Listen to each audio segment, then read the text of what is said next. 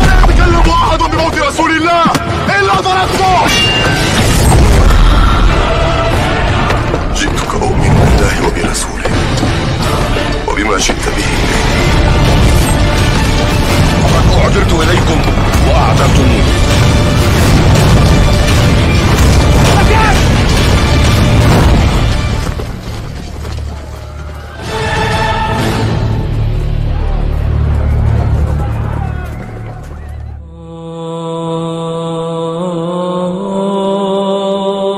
Ya, saya mau membahas mungkin Sahih Bukhari tentang fikih, tetapi mungkin yang lebih cocok wallahu alam untuk atmosfer kita masing-masing tentang kisah-kisah yang di dalamnya terdapat banyak ibrah, pelajaran.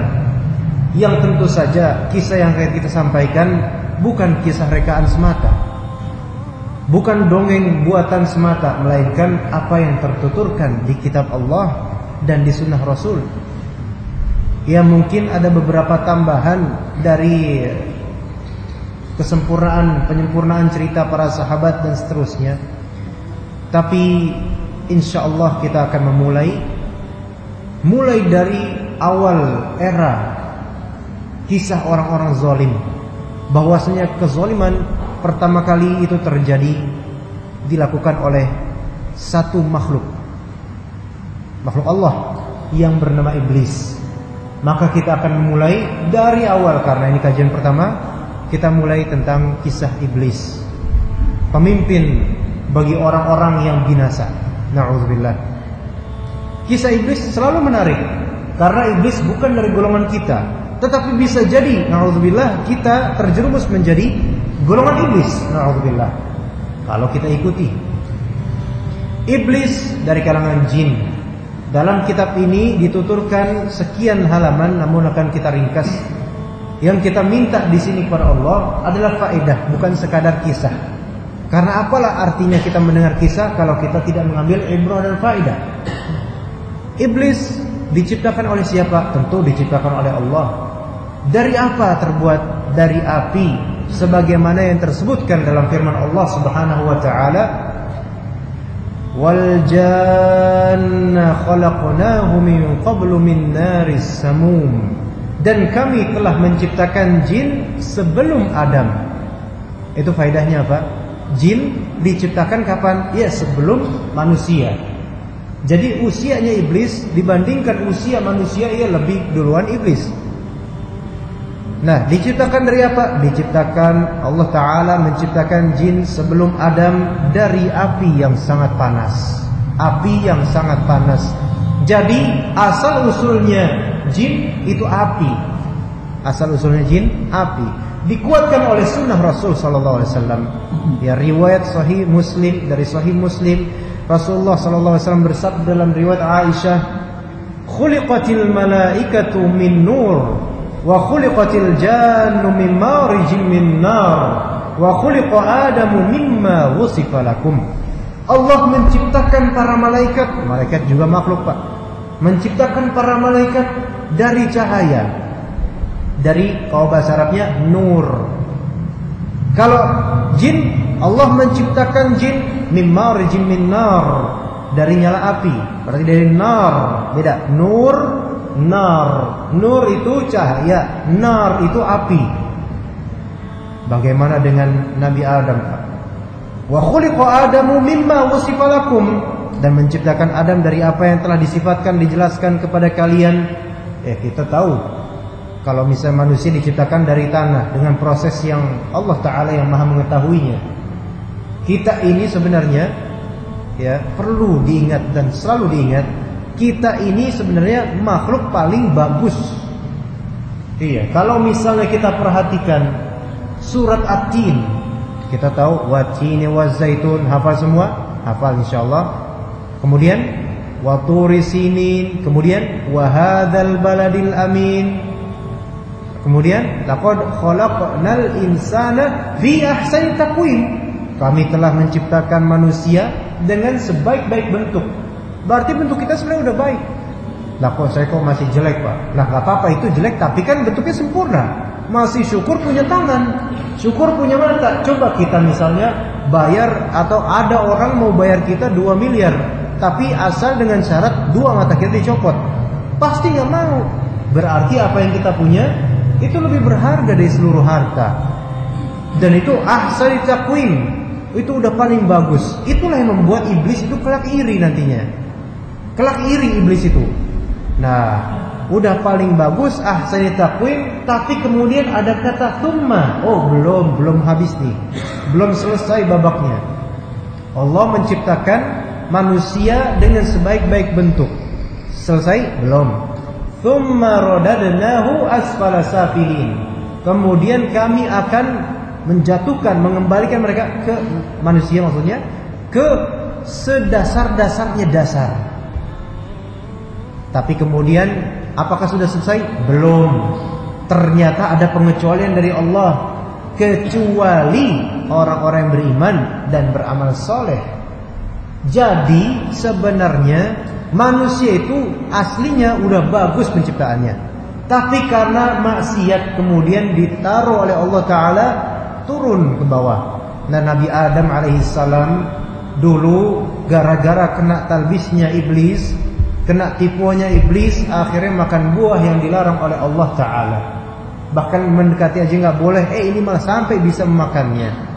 Akhirnya Allah Ta'ala memaafkan, namun Allah hukum dulu, turun dulu kamu ke bumi, turun dulu ke bumi. Jadi asfalis safilin, bumi ini itu paling kecil dari seluruh langit. Kalau misalnya kita perhatikan ahli sains atau saintis dalam kitab-kitab mereka, para pakar sains, para pakar astronomi, mereka menetapkan bumi itu kecil sebenarnya. Dari semua galaksi yang ada, dari semua semesta ini yang terjangkau oleh manusia, bumi ini gak ada apa-apanya. Asfalas safilin.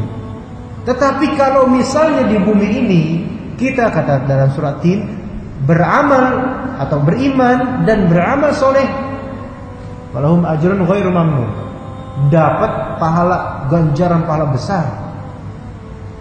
Jadi mayoritas orang sekarang kalau dicerminkan, direfleksikan dalam Al-Quran, itu jelas ada di surat Al-Asr. Innal insana lafi khusr. Keumumannya rugi kita ini. Karena apa? Sebenarnya rugi karena ikutan iblis ini. Nabi Adam alaihissalam, Nabi, digoda sama iblis, dapat godaan, kena akhirnya. Itu Nabi. Lah apalagi kita nggak ada apa-apanya. Makanya orang sekarang kebanyakan kenapa kok sulit hidupnya, kenapa kok gundah gulana, kenapa kok bandel, nakal dan seterusnya? Karena tergoda oleh anak buahnya iblis. Ya, tergoda oleh anak buahnya iblis. Makanya innal insana lafi khusr. Tapi apakah selesai semua manusia itu semua dalam kerugian? Oh tidak, alhamdulillah. Ada pengecualian. Illal ladzina amanu wa 'amilus shalihat wa tawassaw bil haqqi wa tawassaw bis sabr. Yang bapak-bapak alhamdulillah dan ibu-ibu tahu maknanya. Nah, tadi kembali ke masalah iblis. Udah kita tahu penciptaan iblis, penciptaan jin itu dari apa tadi? Dari nar. Kalau malaikat dari nur, kalau insan dari tin, tanah, ya. Jadi semua ulama telah sepakat bahwasanya jin itu diciptakan sebelum manusia selesai. Ada beberapa nas yang menegaskan bahwa iblis adalah dari golongan jin. Ada orang atau bahkan ada ulama yang mengatakan, memang ini dari zaman salaf, ada yang mengatakan, ada riwayatnya, bahwasanya iblis itu tadinya malaikat. Ada yang mengatakan begitu. Namun wallahu alam, yang tepat dan yang benar adalah malaikat dan jin beda.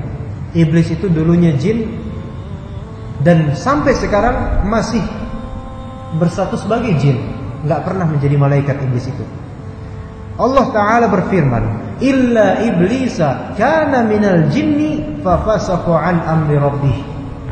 Semua makhluk ketika itu bersujud kepada Adam sebagai kepatuhan kepada Allah, kecuali satu, iblis. Kana minal jin, dia adalah dari golongan jin, maka dia mendurhakai perintah Tuhannya. Hasan al-Basri, masyhur di kita alhamdulillah, berkata, Iblis itu sama sekali bukanlah dari golongan malaikat, namun ia adalah moyangnya jin, sebagaimana Adam sebagai moyangnya manusia. Kalau kita baca-baca lagi di sini, ada sedikit cerita ketika Nabi Adam alaihissalam diciptakan. Ya. Diriwayatkan, kita baca sesuai hadis dulu. Diriwayatkan oleh Anas bin Malik radhiyallahu anhu dalam sebuah hadis bahwasanya Rasulullah sallallahu alaihi wasallam bersabda, ketika Allah menciptakan Adam, ya, Allah Ta'ala membiarkannya beberapa saat seperti itu sesuai dengan yang dia kehendaki. Dibiarin dulu sama Allah Ta'ala. Hal itu membuat iblis itu dapat mengelilinginya, yang ngeliatin aja di makhluk baru. Jadi kan iblis kan udah ada duluan, diciptain Adam, nah kemudian diliatin, ada diperhatiin gitu. Nah, ketika dia melihat Adam ini berongga, yaitu memiliki perut, dia tahu bahwa Adam dan keturunannya nanti pasti adalah makhluk yang tidak bisa menahan diri. Maksudnya apa? Nggak bisa menahan diri gara-gara ada perut, yaitu nggak tahan makan, butuh makanan. Hawa nafsu berarti ada nih. Nah, dalam riwayat Abu Hurairah radhiyallahu anhu disebutkan bahwa Nabi SAW menceritakan, sesungguhnya Allah Ta'ala menciptakan Adam dari tanah, kemudian tanah itu dijadikan tanah liat. Sesudah itu Allah membiarkannya beberapa saat, hingga tatkala telah menjadi lumpur hitam, maka Allah mulai menciptakan Adam dan diberi bentuk. Kemudian Allah membiarkannya kembali beberapa saat. Nah, tatkala iblis melewatinya, maka ia pun berkata, sesungguhnya engkau, kamu yang baru diciptakan, sesungguhnya kamu ini diciptakan untuk suatu perkara yang besar. Kok bisa ngomong gitu iblisnya? Karena memang sebelumnya Allah Ta'ala sudah berkatanya, wa idh qala rabbuka lil malaikah inni ja'ilun fil ardi khalifah. Ya. Allah Ta'ala sudah bilang ke malaikat, wahai malaikat-malaikat, inni ja'ilun fil ardi khalifah, aku akan menjadikan di atas muka bumi nanti seorang khalifah. Ya. Nah, iblis itu tahu dari situ, ini nih ada bakal diciptakan makhluk baru yang bakal jadi khalifah. Siapakah gerangan? Makanya pas udah diciptakan mulai iblis bilang ke Adam pas masih dalam masa penciptaan, kamu makhluk yang baru diciptakan, kamu tidak diciptakan kecuali untuk perkara yang besar. Berarti ada sesuatu nanti yang terjadi. Tapi itu iblis udah mulai dengki itu, udah mulai dengki. Nah, ada ibrah dari situ. Khalifah fil ard, kata Allah. Khalifah, pemimpin di bumi. Lah berarti bumi ini siapa pemimpinnya?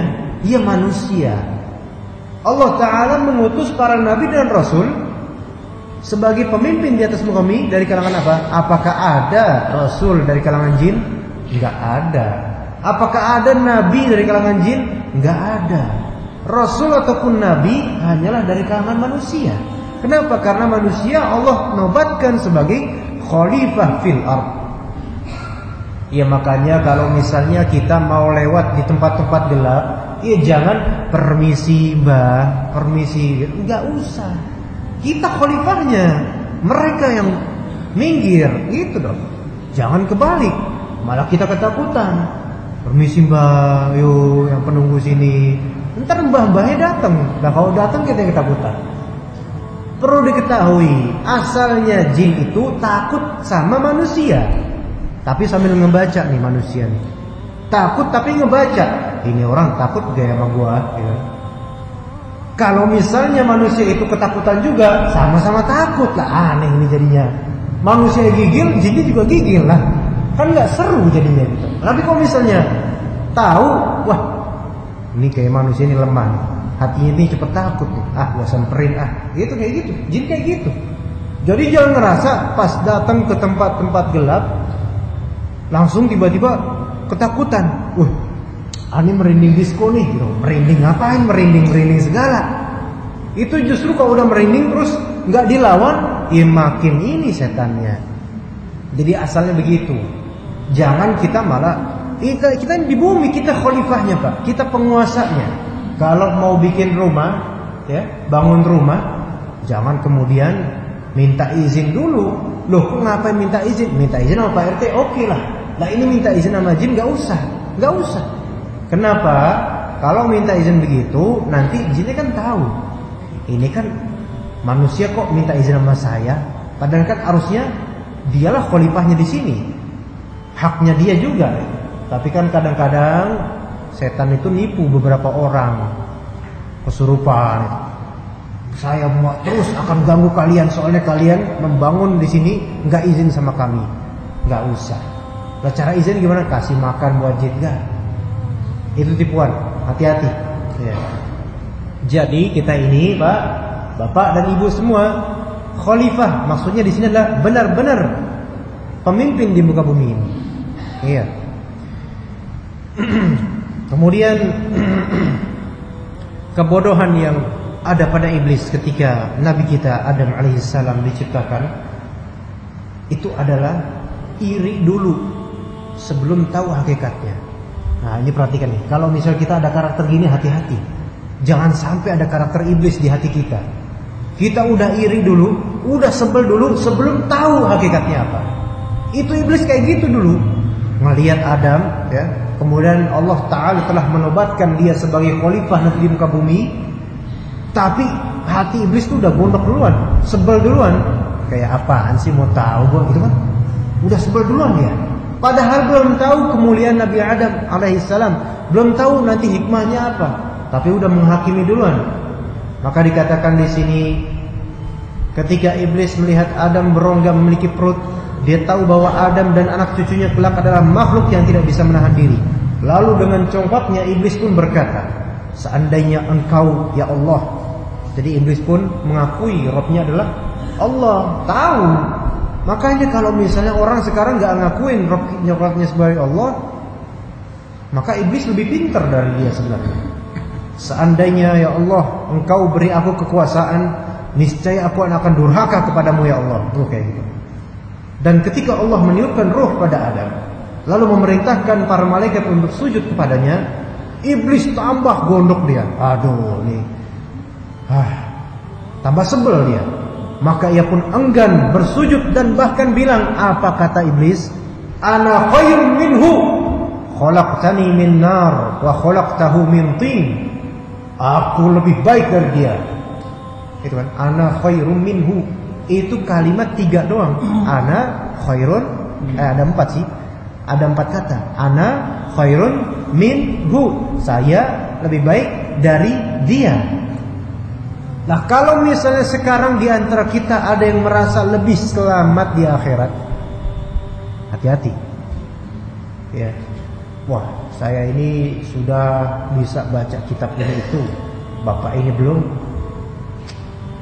Insya Allah saya lebih selamat daripada dia. Enggak, perasaan dalam hati kayak gitu, hati-hati.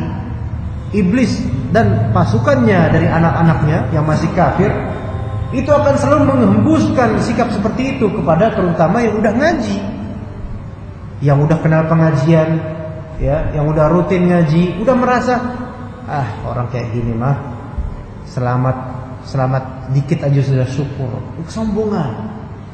Hati-hati. Jadi nggak boleh di antara kita merasa aman dan merasa selamat. Kita itu nggak bisa memprediksikan khotimah kita. Husnul khotimah atau su'ul khotimah itu adalah di antara kunci gaib yang Allah saja yang memilikinya. Malaikat sendiri pun nggak tahu. Jadi serahkan kepada Allah, tapi kita harus berusaha. Jangan kepedean. Sebagaimana iblis ini, aku lebih baik dari dia. Kok bisa pikir gitu si iblis? Apa alasannya iblis kok bisa berpikir gitu? Kata iblis, kalau ditanya, iblis, ente kenapa kok ente bilang ente lebih baik daripada Adam? Apa kata iblis? Khalaqtani min nar. Wahai Allah, engkau menciptakan aku dari api. Dan engkau khalaqtahu min tin. Engkau menciptakan dia, manusia ini, dari tanah. Emang secara kasat mata tanah Api, kerenan mana? Api, kerenan api. Ada api berkobar. Ya, masuk berita itu. Ada tanah gede, biasa aja. Emang secara gitu. Tapi Allah Ta'ala memilih tanah untuk manusia karena ada kekhususan tanah. Tanah itu lebih konkret daripada api. Lebih konkret berarti fisiknya lebih ada gitu loh. Makanya api, kalau ini ada api nih, bapak giniin, tak gituin, ya nggak kena, nggak kerasa kena, nggak tahu kok bisa gitu. Api misalnya berkobar nyala, giniin, nggak kena. Maksudnya api itu biasa aja. Api kalau misalnya kena air, berkobar kena air, mati, ya kan?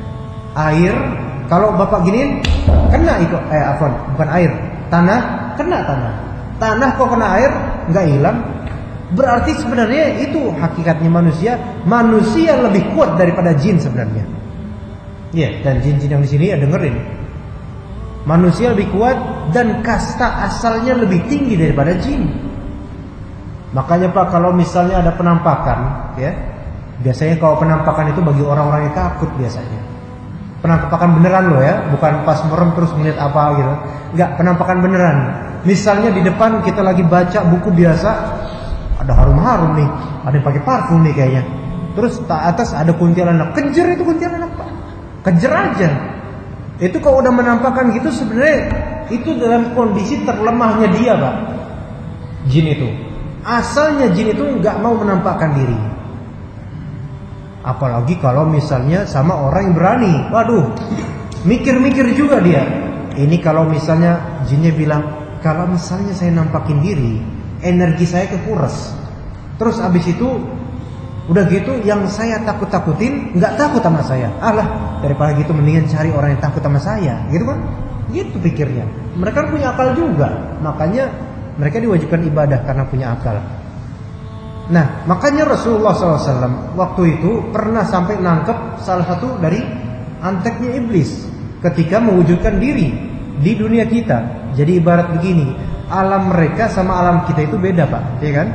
Alam kita tuh alam yang kasar seperti ini, kena ini, kalau kita mukul kena ini. Alam mereka enggak beda.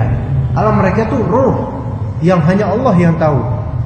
Nah, kalau mereka nampakin ke kita, itu ibarat pindah alam. Mereka tuh menjasadkan tubuh mereka, dan itu selemah-lemahnya mereka ketika itu sebenarnya. Tapi mereka akan menjadi kuat kalau misalnya orang yang ditampakkan itu ketakutan, apalagi sampai nyembah-nyembah. Waduh, malah senang mereka itu, tambah kuat mereka. Ibarat kalau misalnya kita misal ke laut ya, alam kita kan alam darat. Kita kemudian nyelam di laut tanpa apa-apa.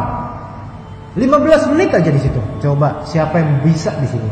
Jangankan ke laut, di kolam aja dah. Kolam ikan. Kita nyelam sama lele-lele itu, sama patin dan seterusnya. Nyelam gitu. Lama 15 menit.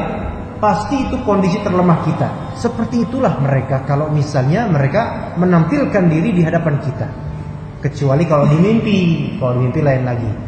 Jadi sebenarnya manusia seperti kita ini diciptakan dari tanah, kemudian nanti dari setetes mani karena hina kita ini, itu karena kita hidup di dunia yang konkret seperti ini, nyata.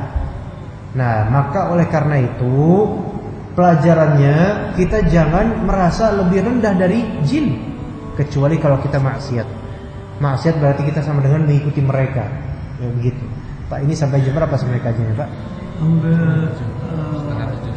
Setengah 7. Ada sisi tanya jawab Pak? Mungkin 15 menit ya. Atau dari sekarang? Ada. Ini saya karena baru, saya sih serahkan ke panitia atau jemaah. Iya, setengah 7, tapi tanya jawabnya enggak? Maksudnya tanya jawabnya kapan? Kira-kira Pak? Sekarang atau Pak? 15 ya? Iya, insyaallah. Kita teruskan ya Pak. Nah, kemudian di sini iblis itu berani menentang titah dari Allah Ta'ala dan menyalahkan firman-Nya dan tidak terima dengan ketentuan Allah. Tidak terimanya gimana? Ya Allah, Engkau ciptakan dia dari tanah, aku dari api. Kok malah disuruh sujud kepada dia?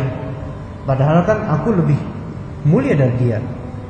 Kalau mau kayak gitu pun, malaikat kan tercipta dari cahaya, itu lebih mulia lagi. Tapi tetap malaikat itu sujud kepada Adam sebagai bentuk ketaatan kepada Allah. Nah, makanya dalam surat Shad dikatakan, fasajadal malaikatu kulluhum ajma'un illa iblisa istakbara wa kana minal kafirin. Lalu para malaikat itu bersujud semuanya kecuali iblis. Ia menyombongkan diri dan ia termasuk golongan yang kafir. Nah, jadi awal permusuhan itu, dari awal itu ya terutama tentang sujudnya itu. Jadi gini, gengsi, ngesok, sombong, hasad itu masuk semua itu. Orang kalau misalnya dia sudah hasad, itu akan berpotensi ada kesombongan di dirinya. Hasad itu kan iri yang dipelihara, Pak. Semua dari kita ini pasti pernah hasad, punya hasad. Itu kalau misalnya kata Ibnu Qayyim dalam kitab Miftahud Daris Sa'adah, setiap fadilah itu pasti ada hasidnya. Maksudnya apa? Setiap yang memiliki keutamaan pasti ada yang ngiri sama dia. Pasti itu. Bapak kalau misalnya punya gaji lebih besar daripada keumuman manusia, pasti ada yang iri. Bapak kalau misalnya punya anak yang lebih banyak daripada keumuman manusia, pasti ada yang iri. Bapak kalau misalnya punya kegantengan yang lebih daripada keumuman bapak-bapak, ya pasti ada yang iri. Walaupun ada juga yang suka. Iya. Nah, jadi setiap yang memiliki keutamaan pasti ada yang iri tentangnya. Nah, iblis ini tahu sebenarnya Adam ada keutamaan. Faedahnya, orang yang iri sebenarnya sama dengan mengakui bahwasannya dia punya keutamaan. Iya, itu hakikatnya iri itu.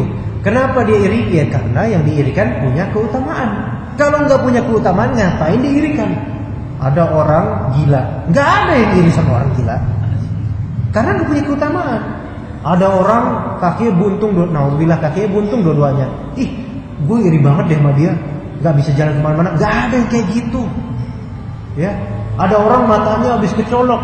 Ih, enak banget deh itu dicolok, pengen kayak gitu. Nggak ada. Berarti iri itu hanya terjadi pada sesuatu atau seseorang atau kepada seseorang yang memiliki keutamaan. Nah, iblis udah tahu keutamanya Adam. Udah tahu nanti kayaknya nih Adam nih bakal jadi besar nih. Maka dari situ mulai itu sebel. Padahal sebagian ulama mengatakan, dahulu ada yang mengatakan dari ulama salaf, nama iblis diriwayatkan dari Ibnu Abbas ya, walaupun ini mungkin ada kesan Israiliyat, yaitu berawal dari kitab-kitab Samawi sebelumnya, tapi diriwayatkan oleh Ibnu Abbas dalam kitab-kitab tafsir seperti tafsir At-Tabari, tafsir Al-Qurtubi dan lain-lainnya. Diriwayatkan oleh Ibnu Abbas bahwa nama iblis sebelum ia melanggar perintah Allah dulunya adalah Azazil, katanya begitu. Demikian pula yang dikatakan oleh tabi'i yang bernama Sa'id bin Jubair. Ya. Nah, kita udah pastikan iblis bukan dari golongan malaikat. Ada yang mengatakan dari para ulama tafsir dan juga sejarah dengan riwayat-riwayat yang mungkin ada Israiliyatnya. Dulunya iblis itu adalah hamba Allah yang patuh sama Allah sebelum diciptakannya Nabi Adam. Patuh sama Allah, taat. Tapi setelah tahu akan diciptakan nih satu makhluk yang kemudian akan menjadi pemimpin bumi, ada rasa kurang suka. Makin kemari makin sebel. Ketika udah diperintahkan semuanya untuk sujud, makin sebel, nggak mau, enggan. Nah, setelah itu makin besarlah makar dia. Allah Ta'ala pun memberikan balasan buat iblis ini. Dua balasan. Yang pertama diusir dan dijauhkan dari rahmat Allah. Ini kalau waktunya nanti nggak cukup, kita lanjutkan bulan depan insyaallah. Masih tentang iblis ini. Allah Ta'ala berfirman, ini kita harus dengarkan ini ya. Qala anzirni ila yaumi yub'atsun. Iblis berkata, wahai Tuhan, wahai Rabb, ya Allah, anzirni ila yaumi yub'atsun. Berikan aku penangguhan waktu sampai hari mereka dibangkitkan. Allah Ta'ala berkata, qal innaka minal munzarin. Allah berfirman, oke, benar, kamu termasuk yang diberi penangguhan waktu. Maksudnya apa? Maksudnya sampai sekarang iblis itu masih hidup.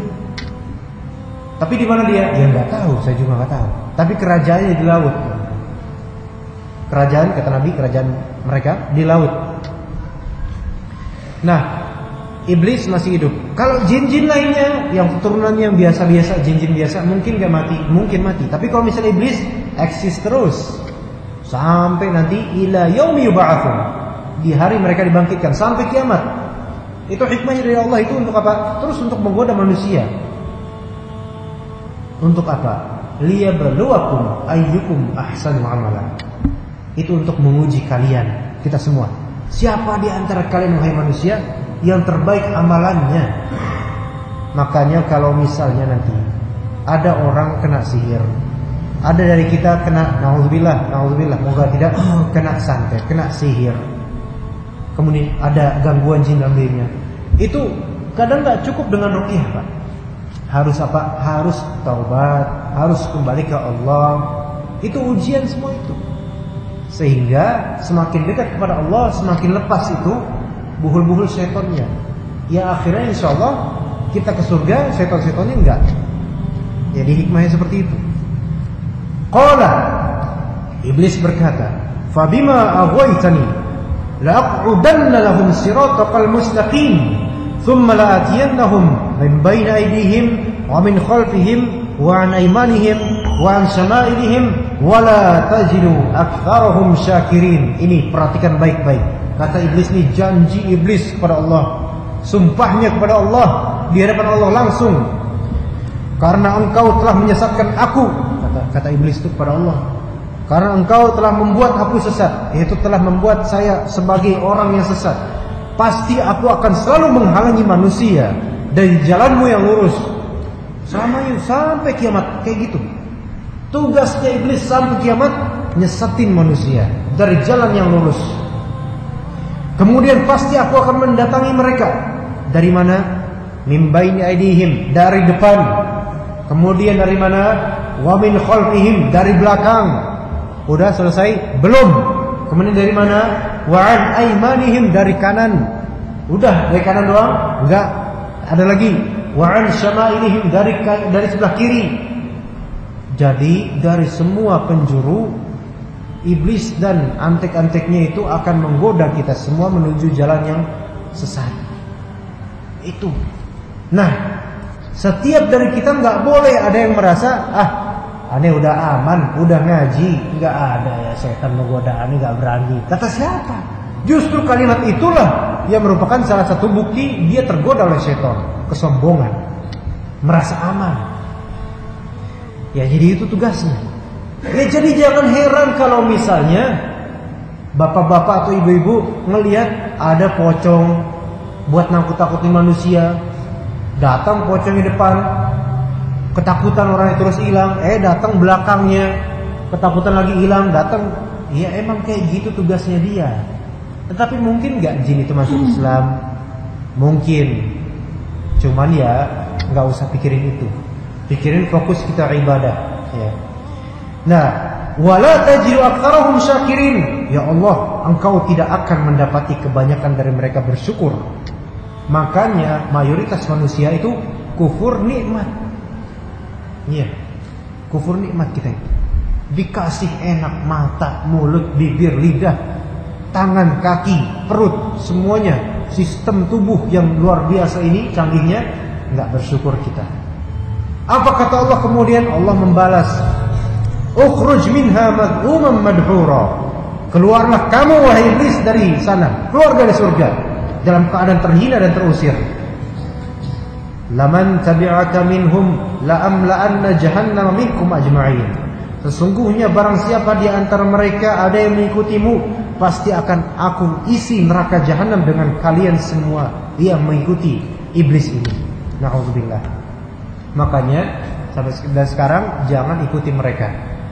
Mungkin kita selamat dari yang namanya perdukunan, alhamdulillah. Tetapi maksiat itu pun kita belum bisa menyatakan diri saya selamat, ya kan? Ada di sini yang bilang, ada nggak di sini yang bilang saya nggak pernah bermaksiat, saya nggak percaya. Saya pribadi bermaksiat pada Allah, na'udzubillah, dan semoga Allah ampuni saya dan juga bapak-bapak semua. Kita semua ini pendosa, yaitu punya dosa banyak.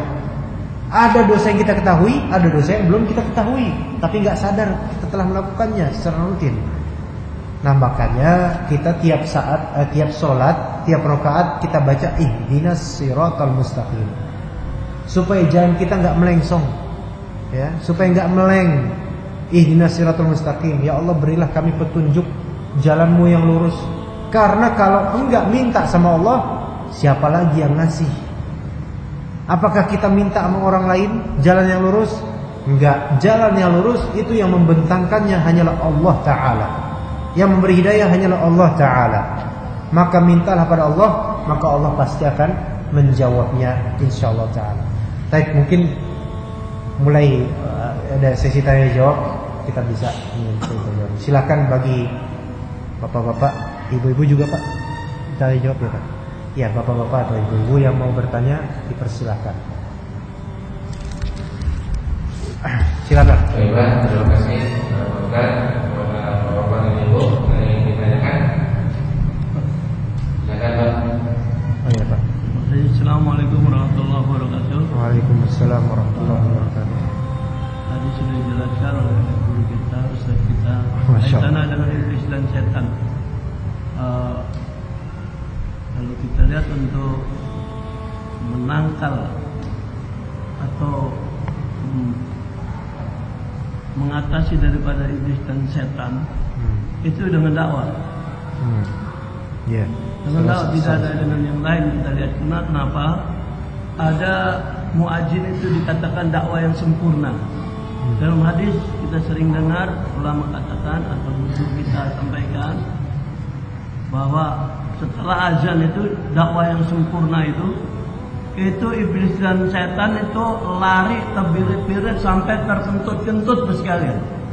Nah ini tentu perlu disadari kita semua ada tugas, dan bahkan tadi disampaikan ayat yang kaitan dengan wal asri, yang terakhir itu watawassaw bil haq watawassaw bis sabr. Nah, perkara ini kita kalau belum sampai ke sana mungkin belum optimal dan maksimal. Dan ini juga kita lihat dibuktikan bagaimana Rasulullah SAW dulu waktu zaman jahiliyah. Ini dengan dakwah, kalau bukan dengan dakwah tentunya tidak selesai masalah. Terima kasih.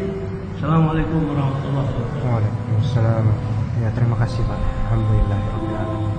Silakan Pak. Ya Pak, silakan. Waalaikumsalam. Gimana Pak? Penyakit manusia.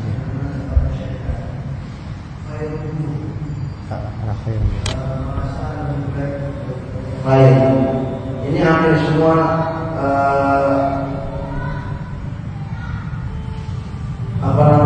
tingkatan manusia seperti itu.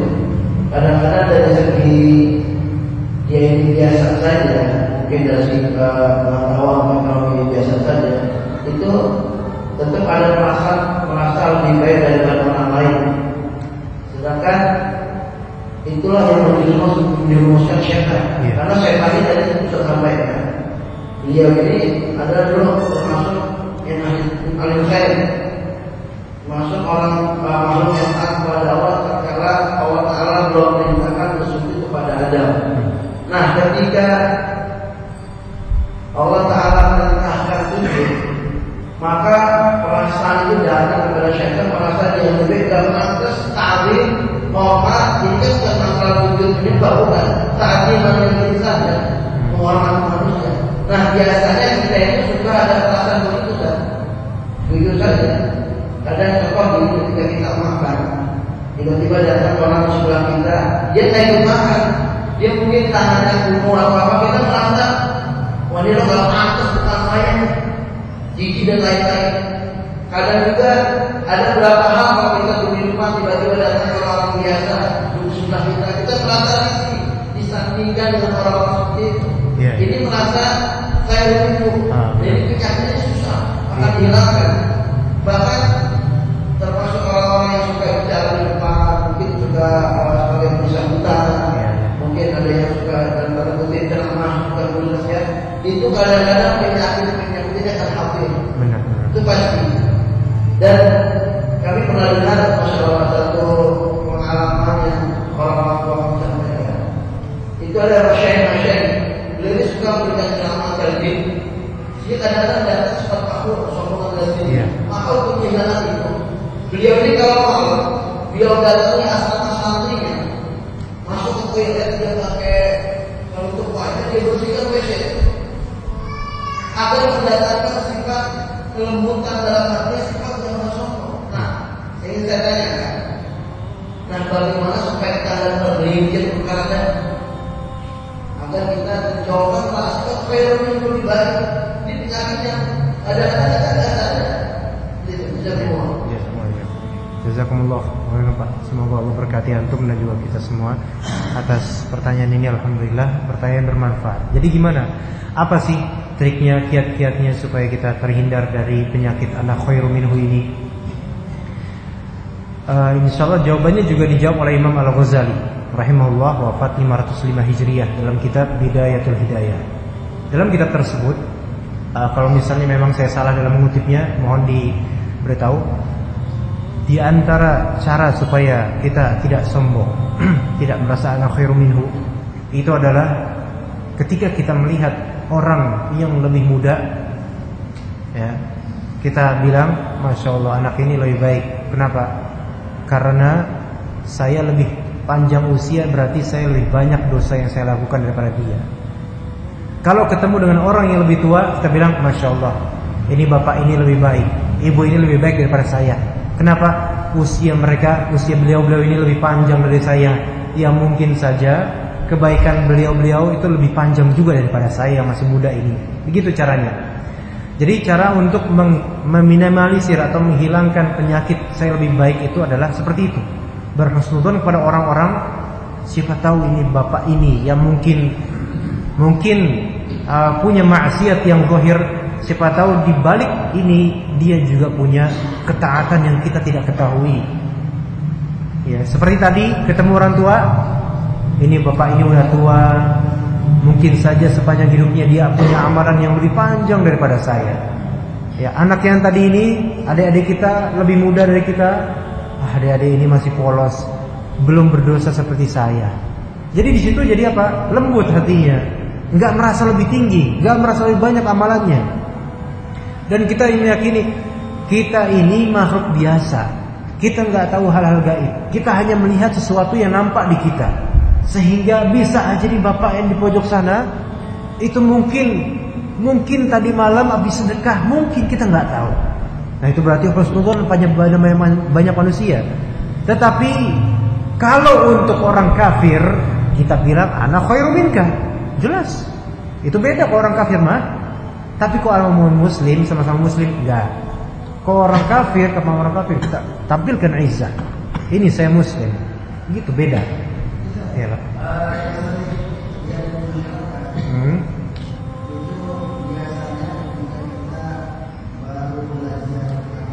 Iya Pak. Iya.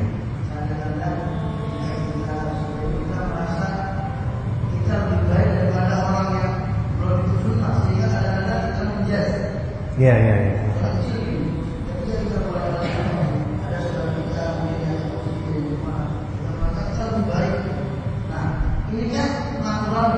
Iya. manusiawi. Iya. Nah, biasanya itu kalau teman-teman menyampaikan untuk menghilangkan rasa kita lebih baik kalau kita sudah benar, sudah pakai ego, sudah pakai kaisma dan lain-lain, sudah berdoa, supaya kita tidak merasa lebih baik dengan saudara kita yang tadi tidak mengerti. Itu caranya sebenarnya atau orang tua kita bagaimana datangi dia, kita tidak baik-baik, seolah kita merasa dan bukan kita sehingga apabila kita sangat baik kepada mereka, akhirnya mereka tertarik dengan kita. Tapi kalau kita berdoa, kita itu seolah-olah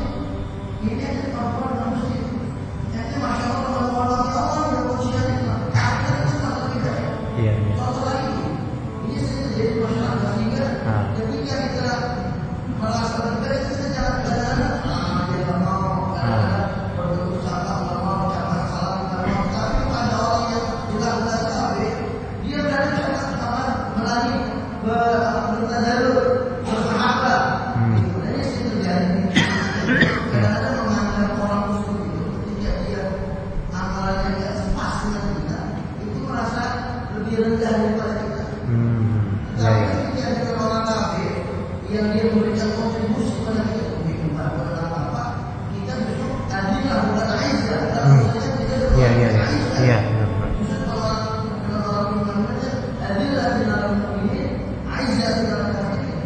Asyik. Iya.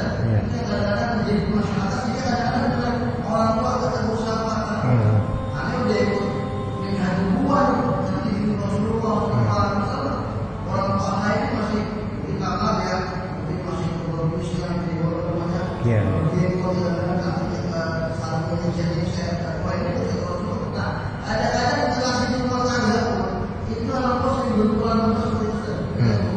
Iya, ya itu memang dalam menuntut ilmu, ketika seseorang mendapatkan kebenaran, pengetahuan baru, itu normalnya memang mengawali awal-awal, karena kan kebenaran yang baru diketahui ini sifatnya thrilling kalau bahasa Inggrisnya, itu penuh sensasi, sensasional, sehingga ada rasa bangga, senang, sombong. Itu awal-awal seperti itu, Pak. Orang-orang misalnya baru kenal pengajian, ya maklum awal-awalnya euforia seperti itu terjadi di hati masing-masing. Ya mungkin saya itu juga begitu, ya. Tapi kalau saya kan kenal pengajian di pesantren, jadi mungkin beda rasanya mungkin. Tapi kalau yang baru kenal pengajian, awal-awalnya mungkin mudah menjudge orang, kemudian mudah mencap, merendahkan. Itu sesuatu yang normal. Emang nggak bagus, tapi biasa kayak gitu. Tetapi kita doakan, misalnya kita melihat ada seorang ikhwan seperti itu, ya kita jangan balas dengan kekerasan juga, tapi doakan dia supaya seiring berjalan waktu dia akan sadar insyaallah. Dan rata-rata gitu, Pak, rata-rata gitu.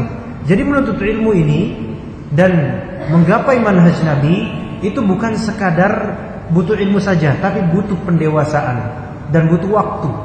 Insya Allah dengan izin Allah waktu itu akan merambat sehingga semakin dewasa. Semakin nanti dia mengalami penolakan, mengalami ya maksudnya pengusiran atau semacamnya, akan semakin perlahan melemah kesombongannya. Jadi kadang nunggu waktu aja, Pak. Dan kemudian kalau misalnya kita ketemu orang-orang seperti itu, kita doakan, jangan malah kita keraskan juga. Balas dengan kelembutan, seperti yang Bapak bilang, datangi rumahnya misalnya. Maka insya Allah yang seperti itu mudah-mudahan kelak bisa membuat kesombongannya mengikis. Karena kadang orang benar tapi akhlaknya nggak benar, itu di mata orang nggak ada apa-apanya. Tapi kadang orang akhlaknya benar padahal dia nggak benar ilmunya, itu malah di mata orang bagus. Itu artinya apa? Artinya nasihat terbaik adalah teladan. Ya, nasihat terbaik bukan cuma di sini. Tapi nasihat terbaik adalah teladan, adalah nasihat terbaik.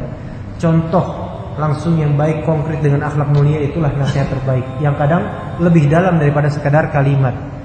Nah, sekarang juga untuk misalnya teman-teman yang udah kenal pengajian, maka jangan cuman ini doang yang diandalkan, tapi bagaimana kita bersikap pada orang berakhlak mulia, maka itulah yang lebih diutamakan insyaallah. Tapi insyaallah masukan dari Bapak, alhamdulillah juga mudah-mudahan anak pribadi menjadikan tadi kalimat Bapak ini sebagai ibrah, nasihat, dan juga mudah-mudahan Bapak-bapak dan ibu-ibu semua.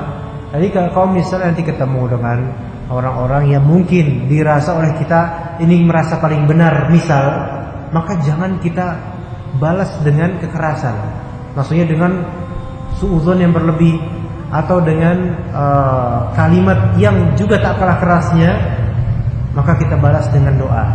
Siapa tahu yang tadinya seolah merendahkan kita, kemudian malah menjadi orang yang serangkulan dengan kita. Kan sama-sama muslim. Ya terutama anak-anak muda yang baru kenal pengajian, yang mungkin agak sombong-sombong dikit, ya semoga Allah beri hidayah kepada kita dan mereka semua. Kan kita sama-sama ini pengen ke surga semua ya Pak ya. Nggak ada di antara kita ada yang mau ikut iblis ke neraka, nggak ada. Kalau ada tunjuk tangan, nggak ada alhamdulillah. Bapak-bapak dan ibu-ibu. Nah kalau tahu begitu, ayo kita bareng-bareng, insya Allah dalam kebaikan. Ya bukan saling jegal menjegal. Tetapi kalau misalnya ada kesalahan, maka feel free, maka sediakan diri untuk dinasihati atau menasihati. Itulah manusia, karena itulah muslim, karena ad-dinun nasiha, kata Nabi SAW. Agama ada nasihat, maka jangan merasa keberatan untuk dinasihati atau untuk menasihati, karena kita sama-sama punya satu tujuan, Allah Subhanahu wa taala. Begitu. 5 menit lagi kira-kira Pak ya? Ada lagi? Silakan kalau misalnya nggak ada. Silakan. Pak Ibu, ada lagi yang ingin ditanyakan, tapi kaitannya dengan tema yang pagi ini. Ada yang mau ditanyakan? Iya Pak. Ya. Butuh. Waalaikumsalam warahmatullahi wabarakatuh. Kita itu kan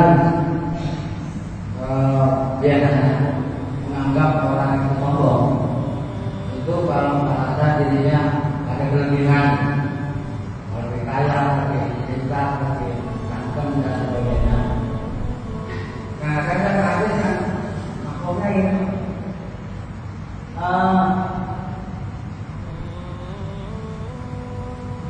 sombong itu adalah orang yang menolak Kebenaran. dan menganggap tidak orang lain. Nah, tapi belum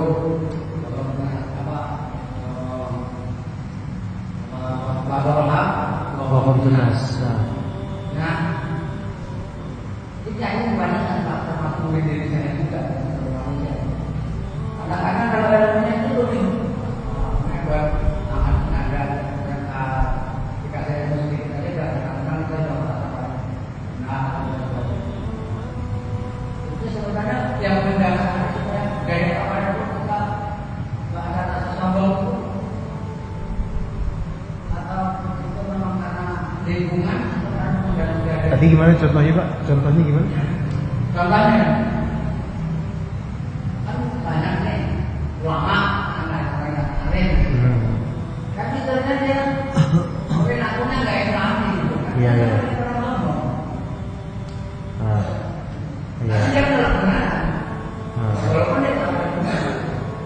Nah, bagaimana dia mengalami dari awal kayak soal kadang-kadang kekuatan dari belakang, karena lingkungan dan sebagainya. Ya, ya, terima kasih Pak. Alhamdulillah. Jazakallah khairan. Jazakumullah khairan. Semua kepunyaan kita itu kita nisbatkan kebaikan ya, kebaikan dari yang kita punya itu kita nisbatkan semuanya kepada Allah. Udah gitu Pak. Itu kuncinya supaya kita nggak sombong. Kalau kita punya harta berlebih, maka kita nisbatkan ini semuanya dari Allah Ta'ala. Dan ini adalah ujian, bukan sekadar karunia semata. Makanya dalam surat Al-Fajr Pak, insan kalau misalnya idza mabtalahu rabbuhu, ya kemudian Allah Ta'ala luaskan rizkinya. Ya ada juga insan yang Allah sempitkan rizkinya. Allah yang Allah luaskan rizkinya merasa, wah, Rabbi akroman, Rabbku memuliakan aku. Belum tentu, karena harta itu bisa jadi ujian. Jadi segala keutamaan kita, kalau misalnya anak misal punya ilmu tentang sejarah misal, pinter banget. Kalau dari awal anak merasa ini hasil upaya saya, ini nanti bakal melahirkan sombong. Tapi kalau dari awal dan seterusnya saya bilang, ini dari Allah semuanya, karunia Allah, dan ini adalah ujian supaya saya bisa kuat, supaya saya tidak sombong. Nah ini insya Allah hilang sombongnya. Gitu. Menisbatkan karunia kenikmatan kepada Allah.